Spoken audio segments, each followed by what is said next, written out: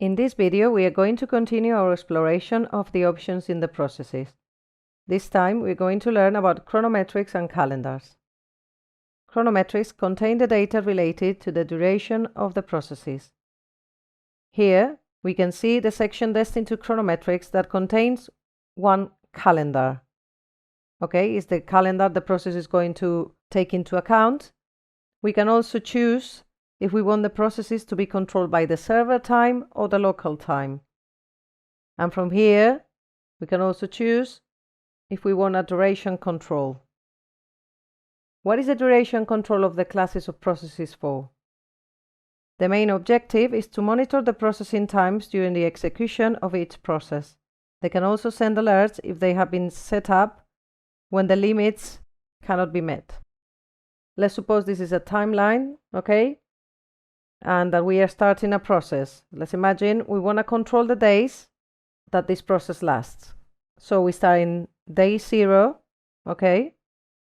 And after 3 days, an alert is generated. And after 5, an alarm, okay? This has all been set up. So here, not only we define the duration of the process, but the duration of the limit as well. In this case, we just put 2 days, okay? The duration, the maximum duration of the process, we just add 5 days, okay? And as you can see, we can set up margins, okay? So we can set it up in days or time. So we have set it up so an alert is generated when there are 2 days left for the expiration time, okay, in this case, and after 3 days, as mentioned before, an alarm will be generated. When monitoring the processes of the class, the ones that finished before the expiration time will appear as positive and the ones that didn't as negative. Okay, so here, for example, the processes that lasted less than 5 days are positive and the ones that lasted longer, okay, appear as negative. What are calendars for? Calendars are used to define and control the times in a lot of places within the application. For example, if requiring a working calendar, if we want to know how many working days takes the process to be finished, or if require a calendar for all the machinery. So if we want that a process lets the mechanic know when a machine has been more than 500 hours in use, so the mechanic can carry out maintenance. In the application, there's a default calendar that comes with an example of a working day, but we can create as many as we want. Once the calendar has been created, they can be used in different places. So we can have a company where the administrators have different working hours to the people working in the warehouse, for example. In cases like this, we would create 2 calendars within different working hours, okay? We can create as many calendars as we need. Let's have a look now to the different options, okay? Local time and server time. Example 1, all the clients might sign within 6 hours after the process has started. Example 2, the time and date in which the client signed the documents must be included. In the first example, it is obvious that we cannot consider the local time of the place where the document is signed, since the time difference could cause that certain clients wouldn't be able to sign depending on the location. In the second example, it wouldn't be logic to keep the server time, since it would reflect a different time to the real one when the document was signed.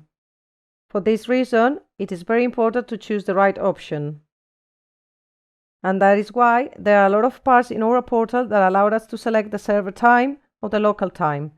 It is essential to keep in mind the possibility of identifying what time it will be saved when collecting data or chronometric information, the times, etc. Let's go to see all this to structure now. So to create a calendar, we'll go to Structure, Dictionary, Calendars. And here, okay, we can see that we have 2 already created, but we're going to go to create a new one. So create calendar, and we need a name.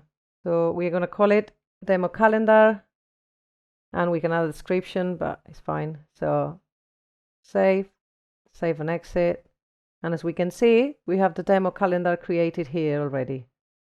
Okay, if we go in, okay, we can add a year here the common practice is to create the first time an original one, okay, where we add all the working hours and festivities, and then the following year you can always copy it, okay, and change the festivities around if they need changing, okay.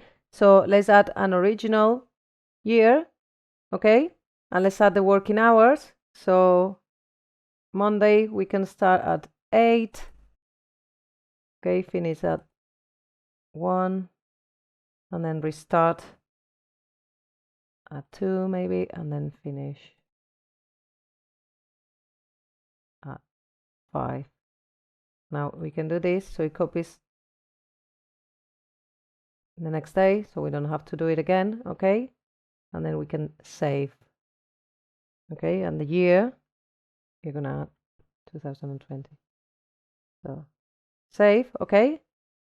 And now let's go to special days, including holidays, okay. So we can add, for example, I don't know, let's imagine July, the 1st of July, okay, it's a festivity, for example, so we can call it, I don't know, festivity 1, add, okay, and we can see 1st of July is festivity 1.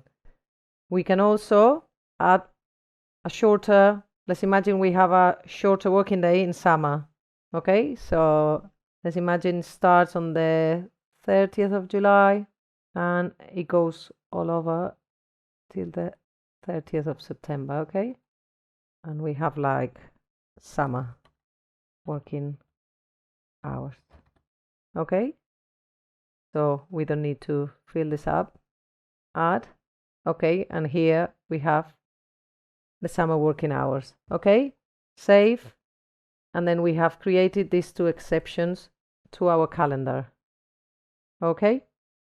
So as we can see, it's really simple, okay, to create an original calendar. We simply need to add the working hours and the exception. Obviously, if we want to create another calendar the following year, okay, we might need to come here and change the festivities, because sometimes they do change, okay, and we would change the year to 21, okay. Now we have learned how to create a calendar. Let's go to see how to configure Chronometrics in a process. Save and exit, okay. So for that, we go to structure, processes, and the process we were working on, demo events, okay. And we have the Chronometrics section here, okay. So here I can add a calendar if I want to, okay. So if I have some, okay, already created, I can choose any or just go and create one. I'm gonna create this one, for example, the demo calendar we just created, okay. Now we have clock, server or local, and I'm gonna leave it as it is, and then I have duration control. I'm gonna select yes, okay, and then we have to configure it, okay. We have here several options: working days, natural days. I'm gonna choose natural minutes, okay. Then we have these 2 options, okay. There's 3 options, which are expected time, minimum time, and maximum time, okay. But the important one right now for this process is the maximum one, okay.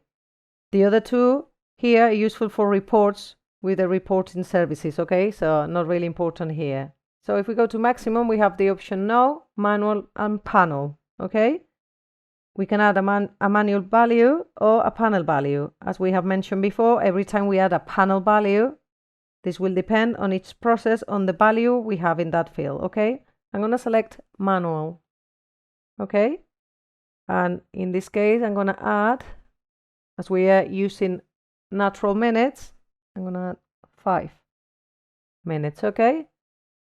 Then if I want to have an alert, I need to select this, okay, and again I can choose manual or panel. I'm going to choose manual. I'm going to choose to have one after 2 minutes, okay, and then we can choose send notification to, okay, and I'm gonna choose process administrator, okay, save this, okay.